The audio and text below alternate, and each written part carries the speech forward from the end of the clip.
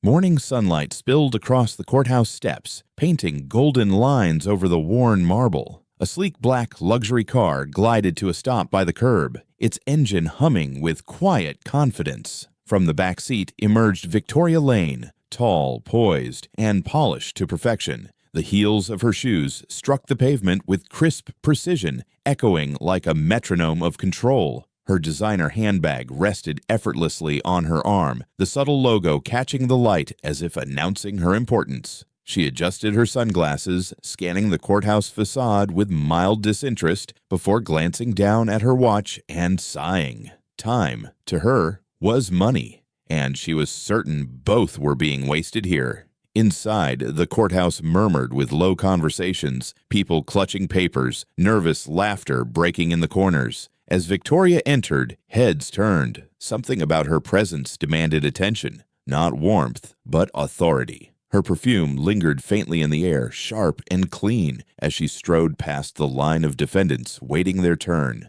The clerk looked up, eyes narrowing slightly, recognizing that kind of confidence, the kind that often preceded confrontation. Judge Caprio sat quietly at the bench, scanning a case file, his reading glasses balanced low on his nose. He didn't look up immediately when the door opened, but the subtle shift in the room's atmosphere caught his attention. He raised his eyes, watching the woman take her place near the front with an air of practiced impatience. The soft thud of her bag on the table was followed by the distinct click of her heels as she crossed one leg over the other, exhaling like someone forced to attend a meeting beneath her. The judge's voice, calm and even, broke the silence. "Good morning. Are we ready for the next case?" The clerk nodded, calling out, "City of Providence versus Victoria Lane." Her name cut through the air, formal and heavy. Victoria rolled her eyes ever so slightly, her lips pressing into a line that hinted at annoyance more than fear. As she stood, she glanced around the courtroom. Ordinary citizens waiting for their turn, a few reporters scribbling notes, and a handful of curious onlookers whispering behind her. She tilted her chin upward, offering the faintest smirk, the kind that said, "I don't belong here." Judge Caprio noticed, his gaze steady but unreadable.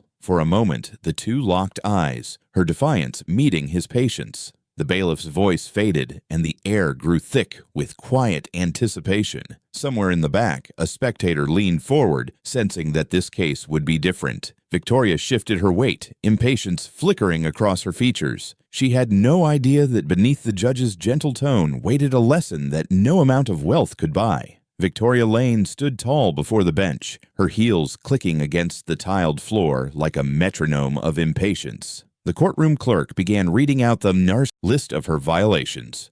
4 unpaid parking tickets, each ignored for months despite multiple notices. As the clerk spoke, Victoria sighed audibly, glancing toward the exit as if she had somewhere far more important to be. When the final citation was read aloud, she raised a perfectly manicured hand and interrupted mid-sentence. "I'm sorry," she said, voice sharp and unapologetic, "but I really don't have time for this. I'm running a company. I have employees waiting for me." The courtroom murmured at her tone, the arrogance wrapped in confidence, the authority born not of duty but of privilege. Judge Caprio leaned back slightly, his eyes studying her with quiet curiosity. He didn't speak right away. Instead, he folded his hands and watched her, the tapping of her fingers on her bag, the restless shifting of her stance. The clerk hesitated, looking to the judge for direction.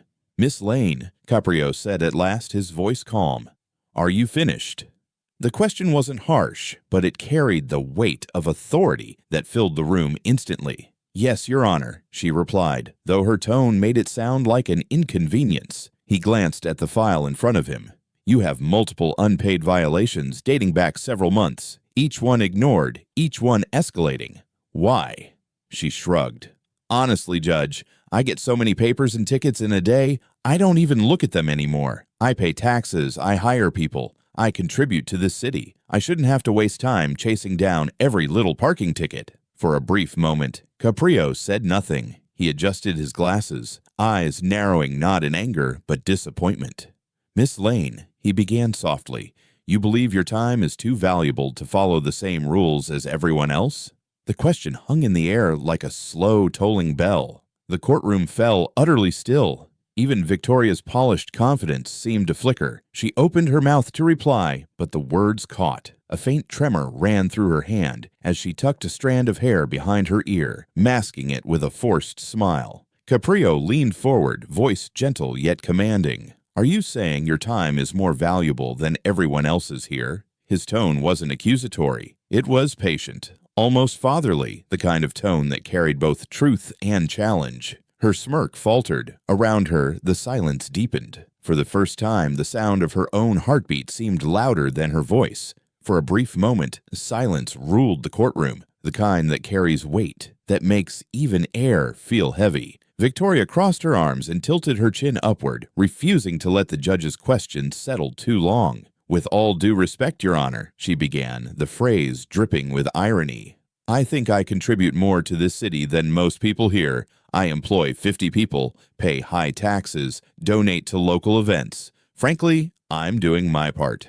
I shouldn't be treated like someone who doesn't care." Gasps spread through the courtroom. A few heads turned, eyes narrowing in disbelief. Judge Caprio's warm demeanor shifted almost imperceptibly. The corners of his mouth flattened. His eyes lost their softness. He leaned forward, resting his forearms on the bench. "You believe," he said slowly, "that the law should consider how much money someone makes before deciding what's fair?" Victoria gave a faint laugh, a nervous attempt to lighten the weight of her own words. "Oh, no, I didn't mean it like that," she said quickly, brushing a stray hair from her face. "I'm just saying there are people who probably need to be here more than I do." The laughter she expected didn't come.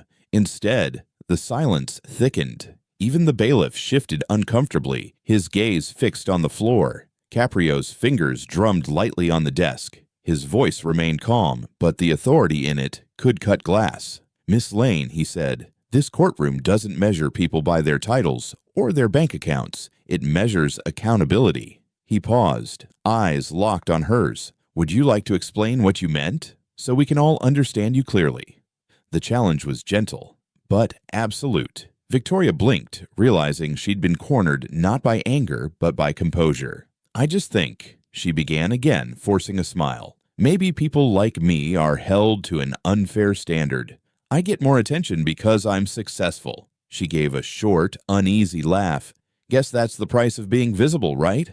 No one laughed with her. The faint hum of the ceiling fan filled the void she left behind. Judge Caprio removed his glasses, setting them down carefully beside the case file. His gaze was steady, the kind that saw through facades and straight into truth. "Miss Lane," he said softly, "you're not being held to a higher standard. You're being asked to meet the same one everyone else does." Her posture stiffened, pride battling uncertainty. The camera would catch the flicker in her expression. A woman used to winning, suddenly unsure if she'd gone too far. "I think this court is wasting my time," she said finally, her voice brittle. The moment hung suspended, echoing in every corner of the courtroom. The audience could feel it. The calm before the inevitable storm. The tension in the courtroom was thick enough to hold its own silence. Judge Caprio leaned back, studying Victoria with a gaze that was neither angry nor amused, only disappointed. When he finally spoke, his voice was steady, soft, and resonant. "Miss Lane," he said, "I've been sitting on this bench for a long time, and I've seen people from every walk of life come through those doors." His words moved slowly, each one deliberate. The courtroom seemed to breathe with him. "Just last week, a young mother stood where you're standing now. She had 2 tickets, couldn't afford to pay them, but she came anyway. You know what she told me?" He paused. "She said she didn't want her kids to grow up thinking rules were optional." Victoria's shoulders stiffened, but she didn't interrupt this time. The faint rhythm of her heel tapping on the floor stopped. Caprio continued, his tone neither scolding nor theatrical, just deeply human. "I had a veteran come in. Old man, cane in hand, wearing his service medals. He parked illegally because he couldn't walk the distance, and he came here to apologize.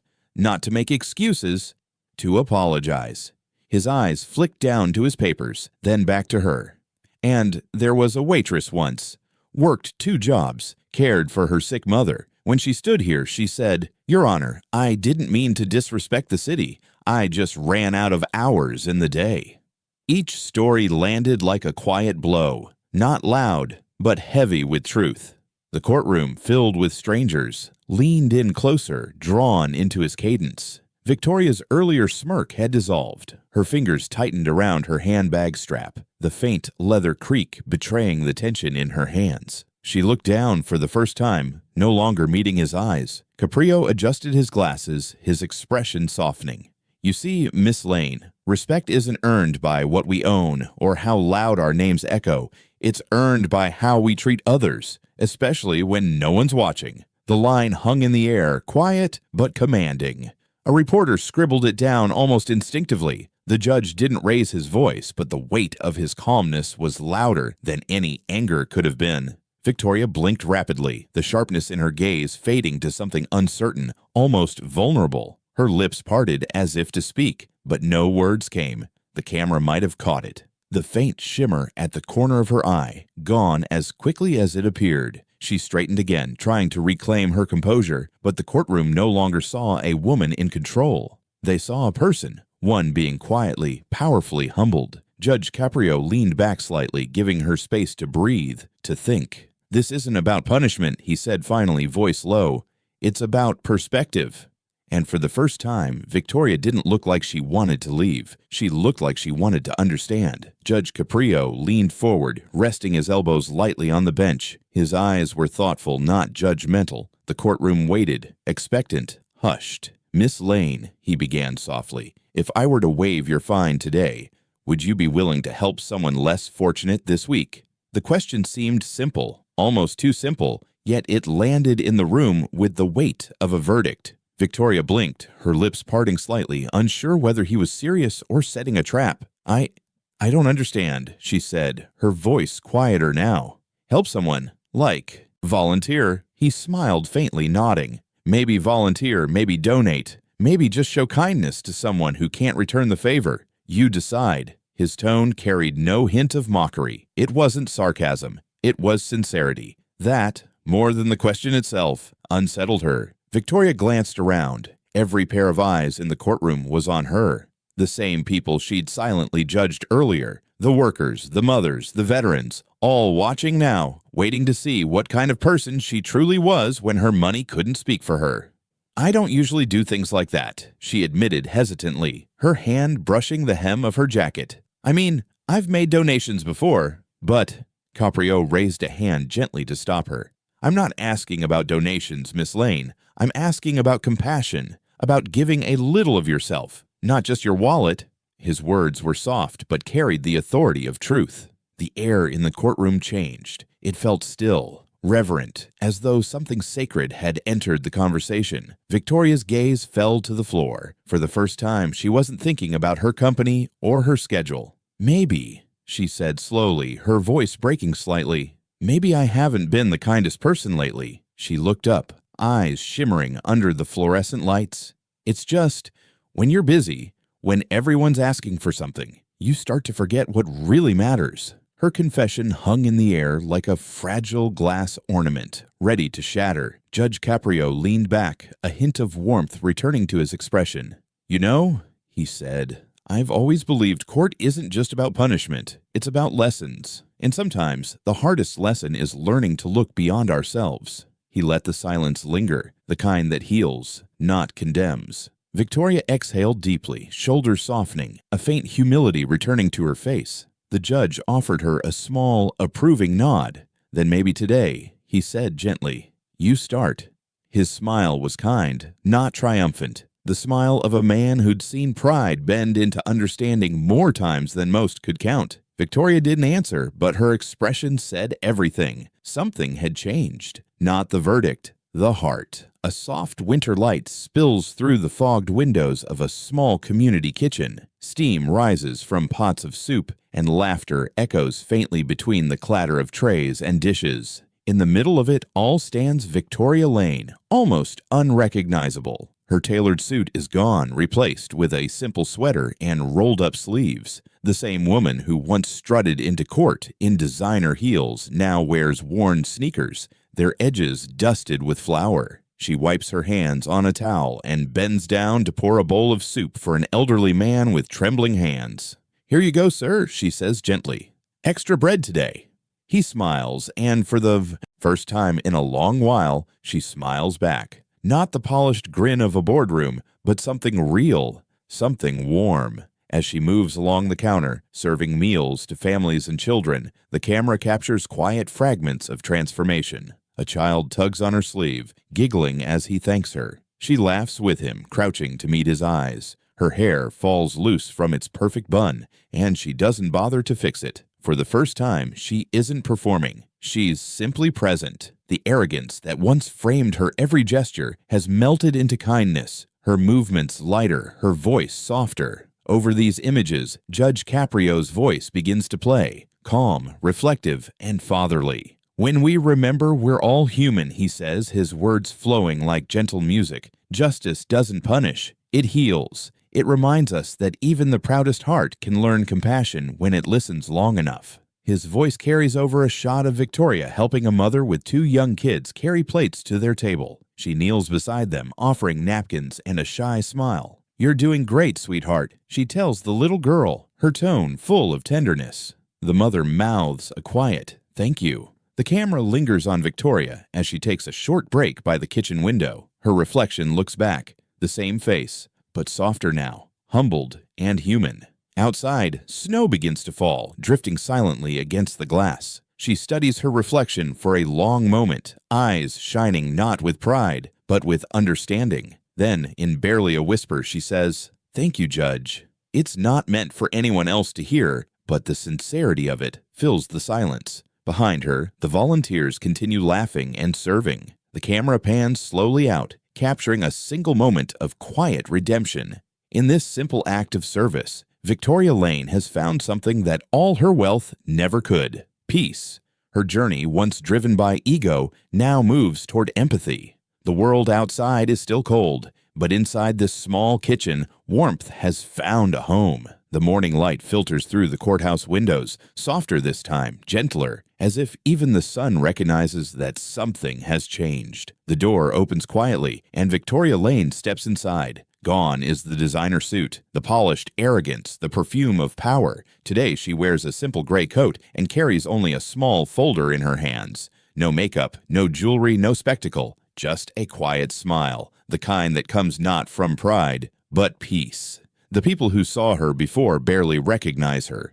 There's a stillness in her stride now, a humility that speaks louder than any apology could. Judge Caprio looks up from his bench as she approaches. His eyes narrow slightly in recognition, then soften with something close to pride. "Good morning, Miss Lane," he says, his tone warm but steady. "You came back." She nods, her voice calm. "Yes, Your Honor, I wanted to show you something." She opens the folder and hands it to the clerk, who brings it to the bench. Inside is a simple paper, a donation receipt from the community kitchen. The judge studies it quietly, the corners of his mouth lifting in a faint, knowing smile. "You didn't have to do this," he says. "I know," Victoria replies, her voice gentle, "but I wanted to." She glances down, her hands folded neatly before her. "I spent the last few days helping out there. I saw people who had nothing, and yet they were kinder, more grateful than I've been in years." She looks up again, eyes glistening but steady. "I learned something, Your Honor. Money can't buy respect, but humility can earn it." A hush falls over the courtroom, then soft applause begins from the back row. A few people first, then more. The sound isn't loud, it's tender like rain on glass. Judge Caprio lets it linger for a moment before raising his hand gently to still the room. His expression carries the quiet satisfaction of a teacher watching a student finally understand the lesson. "Miss Lane," he says softly, "the court finds that justice has already been served." He signs the dismissal with a slow, deliberate motion, then looks up once more. Victoria exhales, a small smile breaking across her face, genuine, relieved, free. As she turns to leave, Judge Caprio glances toward the camera, that faint, timeless smile returning, the kind that says everything without a single word. The courtroom is quiet again, the kind of silence that lingers after something meaningful has been said. The echo of the gavel fades, and all that remains is the calm, steady voice of Judge Caprio. He looks out across the room, his gaze gentle, reflective, not at any one person, but as though speaking to everyone who's ever stood before him. Every person, he begins slowly, his tone deliberate, deserves respect. not because of what they have, but because of who they are. The words settle like soft rain soaking into the hearts of those listening. Even the hum of the ceiling lights seems to fade, as if the world itself has paused to listen. Victoria sits quietly in the back now, no longer the center of attention, but part of something larger, something human. Her eyes glisten with the quiet understanding of someone who's been changed, not by punishment, but by perspective. Caprio continues, his voice steady, his hands resting calmly on the bench. This court doesn't just decide cases, he says. It reminds us of something simple, that kindness is the true currency of justice. The line lands softly, yet powerfully, resonating in the still air. Somewhere, a camera zooms in slightly, capturing the light in his eyes, the warmth of a man who has seen every shade of human nature and still chooses compassion.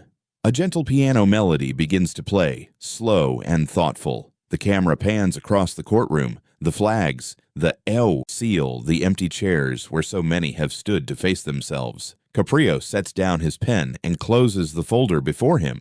Justice, he says softly, almost to himself now, isn't about winning or losing. It's about understanding. He stands, giving a final nod to the clerk, who quietly gathers the papers. The sound of footsteps echoes faintly as he leaves the bench, the weight of his words still hanging in the air. The camera follows him only halfway, then lingers on the empty chair he leaves behind, a symbol of fairness, of patience, of a justice rooted in empathy. The shot widens to include the American flag behind the bench, rippling gently in the faint breeze from the vent. The piano swells just slightly, its notes trembling with quiet grace. As the screen begins to fade to black, the narrator's voice returns, calm and resolute. Justice with compassion, he says, is justice that lasts. The music holds for a final note, then dissolves into silence, leaving only the echo of wisdom and the lingering sense that humanity, when guided by kindness, can always find its way back.